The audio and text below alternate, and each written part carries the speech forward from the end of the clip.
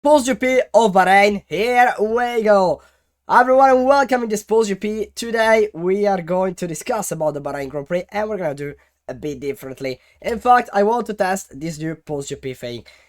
I have the classification here, the standings, and I'm gonna rank every driver, starting from the last, Nico Hülkenberg, that got disqualified. Why disqualified? Because of the plank, like happened to Hamilton in China, for example. And so Nico Hülkenberg, what you can say about this weekend? Basically, the car wasn't there, and he tried to do something, beat his teammate. Then okay, got disqualified, but beat his teammate in qualifying at least. He went into Q2, then his lap time of the Q1 was invalidated after the session, and so he was starting P16, I think. I don't really remember what type of race he was doing, but pretty anonymous to be honest. So we can say a 6 for Nico Hülkenberg because the car wasn't there. 6 out of 10, obviously. Carlos Sainz, that DNF'd for that contact with Yuki Tsunoda, I think. Sainz that did a pretty good Saturday. P8 out of Lewis Hamilton. But then the race was just messy, just lots of mistakes. Too many mistakes for an experienced driver like Carlos Sainz. So if we look at the qualifying, I would give an 8 to Carlos Sainz.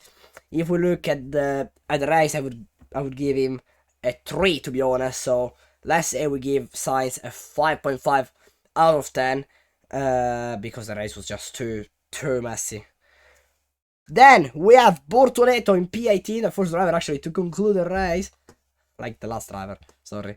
Well, Bortoleto, the car wasn't there. The same things we said for Hülkenberg, so nothing he could really do. Obviously behind his teammate, but this is in his fourth race in Formula 1.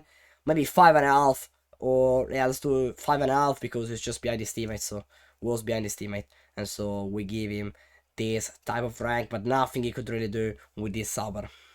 P17 for Lance Stroll, pretty anonymous weekend behind his teammate. We expected maybe a Stroll again ahead of Fernando Alonso, that is having a bit of a lucky this season, and Stroll was performing pretty good in the last races. Not the best weekend for him, pretty anonymous to be honest, but also the Aston Martin was really anonymous, so I would give him a 5. Again, just behind he's behind his teammate, but nothing again he could really do with that car probably. P16 for Liam Lawson, again beaten by Ajar. Very anonymous weekend, mistakes and etc.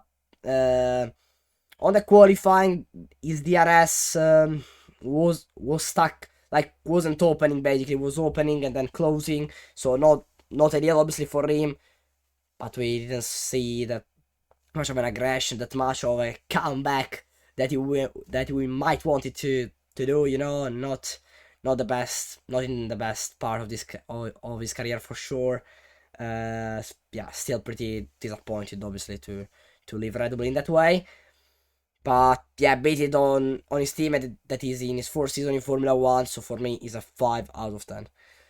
Next, let's move on to Fernando Alonso, that got very lucky with that steering wheel, that my opinion is very unacceptable and should be penalized the team a lot for that, because luckily it happened in a very slow corner like turn 14, and also it was going very slow actually, because yeah, in that corner is not really slow, like it is, but it's not.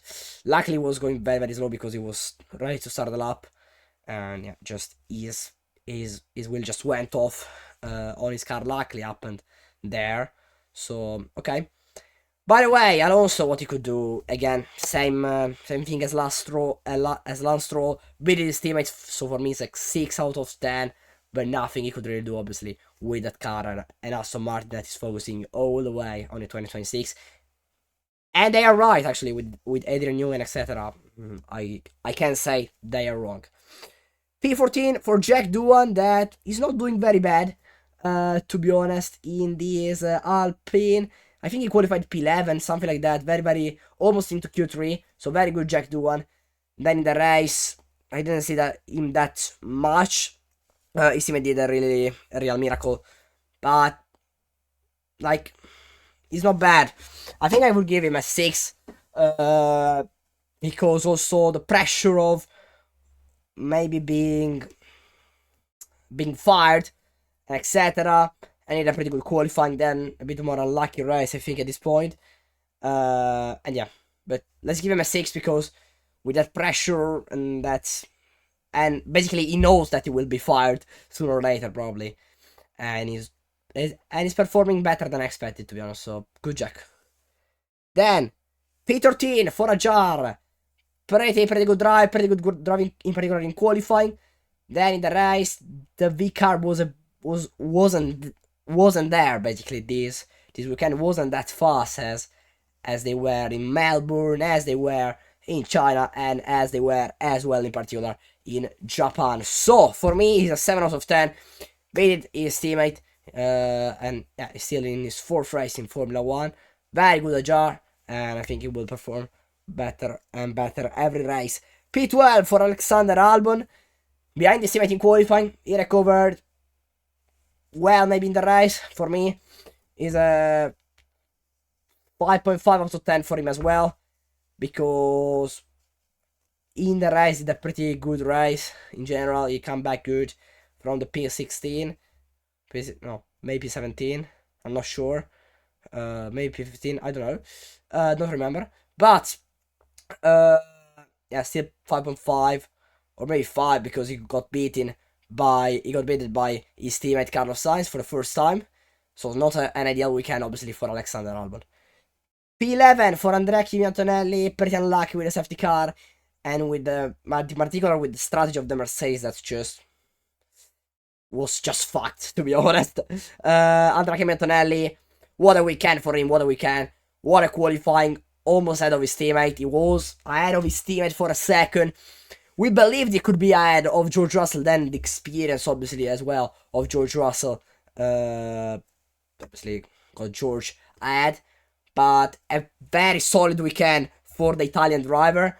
Some very impressive overtakes, like that incredible dive bomb on Pierre Gasly, on Carlos Sainz. What a dive bomb into turn 1, it was so far back. And in particular also the overtake against Max Verstappen. Yes, against Max Verstappen. Andrea Antonelli, 18 years old. Very, very close. The closest we can to his teammate. Then, again, pretty unlucky in the race. But for me, he's an 8 out of 10. He drove spectacularly this weekend. Just got unlucky with a strategy, to be honest. Then, P10 for Oliver Berman. He was starting. P20, very messy qualifying for Oliver Berman. But what a comeback on Sunday. The qualifying just was bad, but if you recover that much, to be in the top 10, for me, is an 8.5 out of 10. What a drive for Ollie. Very good Deas that was there as well with Ocon in P8. We're gonna obviously discuss very, very soon about him as well. P9 for Yuki Tsunoda. Actually, the first driver, sorry, apart from Max Verstappen, from Las Vegas 2024 to score points with Red Bull. Good Yuki. Pretty, like, not maybe that close to his teammate. At least he reached Q3 on Saturday. He bring 2 points at home on the Sunday. A Yuki that seems better obviously than Liam Lawson. So for Yuki, to be honest, a 6.5 out of 10. He did his job. He did the points. He bring the points at home. So for me, it's a 6.5 out of 10. Clearly. With the car that wasn't really there, at least Verstappen had some very, very incredible issues. P8 for Ocon. What a strategy from the ass, and what a driver as well. After the mistake, to be honest, in the qualifying, he was starting in the real back. Him as well. Very good strategy by the ass. Very good drive by Ocon. Very clean. And P8. So good points for the ass and good points for Ocon. Yeah. That mistake in the qualifying is a bit, but can happen, to be honest. So for me, 7.5 out of 10. Pretty good performance, to bring the ass from the P15, I think, around to the P8 in the race is actually pretty good. Well done, Esteban Ocon.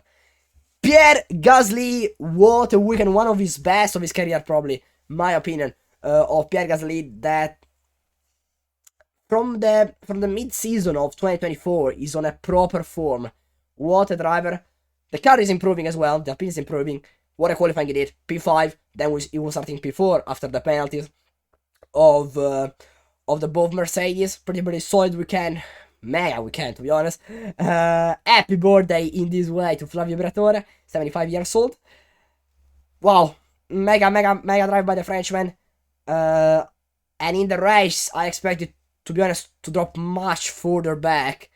He almost got the P6, like Verstappen passed him on the real last lap. What a drive by the Frenchman. For me, it's a 9 out of 10. Spectacular weekend for him. P5 for Lewis Hamilton after a very messy qualifying. With Leclerc P3 and him P9 is pretty crazy. Pretty 6/10 of a gap is unacceptable for a 7-time world champion like Lewis. Then in the race, come back pretty good. He was on the same time as Leclerc in the second stint, but then in the last stint, for example, Leclerc had much better pace than Hamilton. Also the fourth stint, to be honest, but Hamilton was stuck in the traffic, but for his own fault. So for me, to be honest, it's a 5 out of 10. I can't accept these type of performances by 7-time world champion. Okay, you come back until the P5, but you won 7 championship and you qualify P9, and it's not the first time, because once can happen, but it's from the start of the season that he qualifies in these positions, apart from the sprint race of China, but this is another argument, another topic. So for me, yeah, it's a 5 out of 10, good comeback maybe, but the car was there, so unacceptable, to be honest.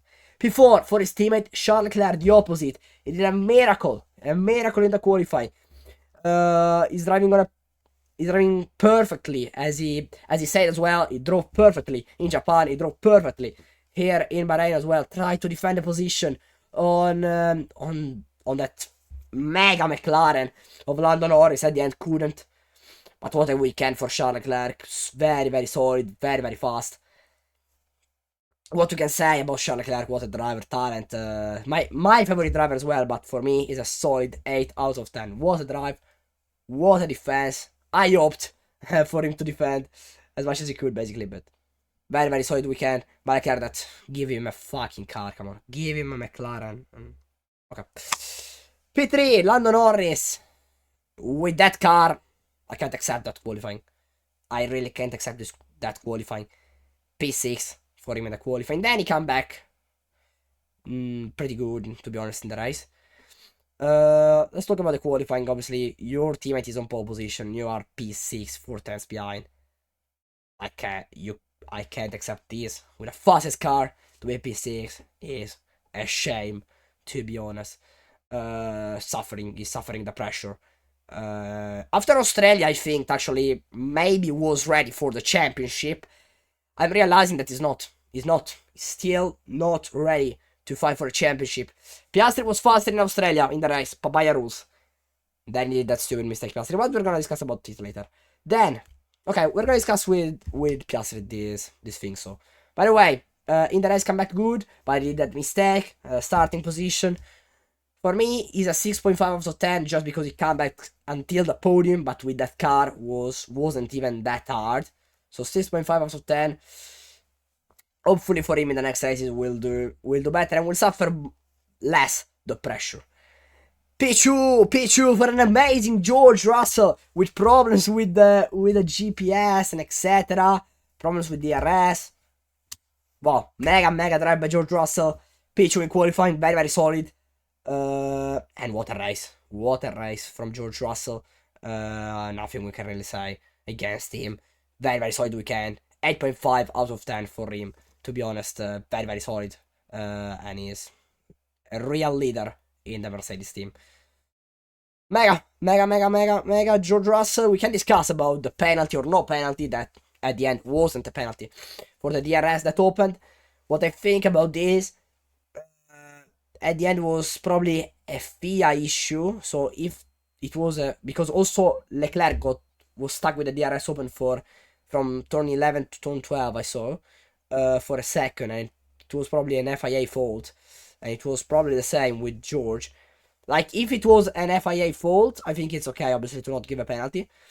But if Russell accidentally opened the DRS by itself, because it was because for some problems they actually allowed him to open wherever he wanted, obviously, because it wasn't opening because his GPS was bugged. But if he opened for a mistake, I think you have to penalize him, because okay, you didn't really gain a lot, okay, but you penalize also if you touch with an end the car during the pit stop, you penalize it, and it's not a lot of advantage, and this is the same thing. So I think if it's not an FIA fault, you have to penalize it, and I think with Russell it's not an FIA fault. So in my opinion, you should have penalized him. Then I'm not an FIA steward, so I don't really know everything. So let me know down below in the comments, basically, what do you think about this, if you agree with me. If you don't agree with me, let me know, obviously, down below in the comments. And also, with this thing of as more advantage, there is obviously the weight of the car. If your car is underweight, you get disqualified. And this, if it's a small advantage, no penalty maybe, I don't understand. FIA, I don't understand. By the way, P1, Oscar Piastri, oh my god, leader of McLaren, I said it, leader of McLaren, what an Oscar Piastri, my god, what a weekend. Pole position, victory, fastest lap, what a weekend. My god, Oscar Piastri, 10 out of 10, nothing I can really say to him, very, very solid. And now we can talk about the thing I was saying later, I was saying before, sorry. Australia, Oscar Piastri in the race was actually faster than Lando Norris. Then the papaya rules stay behind. Then Oscar Piastri did the mistake. And okay, now you can attack Lando. Maybe that thing also because we have the team radios a bit delayed. So okay, I don't know. By the way, it was faster than he did. That mistake in particular to be stuck in the grass and so to finish P9. So it was obviously an Oscar Piastri fault. But then the rest of the season, until now, okay, it's 4 races, but it's perfect from Oscar Piastri. What a drive. In China, was faster, he won. In Japan, was faster, but by the rules again, no attack, no. They don't want to swap the positions, okay. Here in Bahrain, faster, he won. 2 race wins from Oscar Piastri, then 1 from Lando Norris and 1 from Max Verstappen. Oscar Piastri, that, to be honest, is the favorite, my opinion, for the championship. Because like the speed, yes, very, very similar speed to Lando Norris, because Lando Norris is actually fast, but he suffered a lot of pressure. Oscar don't suffer the pressure. He's a monster. Mega Oscar. Let's do top and flop about this weekend. Yes, let's do it. Why not? Top of this weekend, to be honest, Charles Leclerc, Pierre Gasly, Oscar Piastri, and George Russell. Berman as well, pretty good comeback. Flop of this weekend, the Red Bull in general, very, very messy. A flop, Lando Norris again, obviously. And Carlos Sainz on the Sunday. Very, very flop, very, very messy race, to be honest. Let me know your top and flops here down below in the comments. Thank you so much for watching. Drop a big like, subscribe to the channel for more videos like this. Let me know if you like this type of format. And as always, it's been a pleasure. Cheers!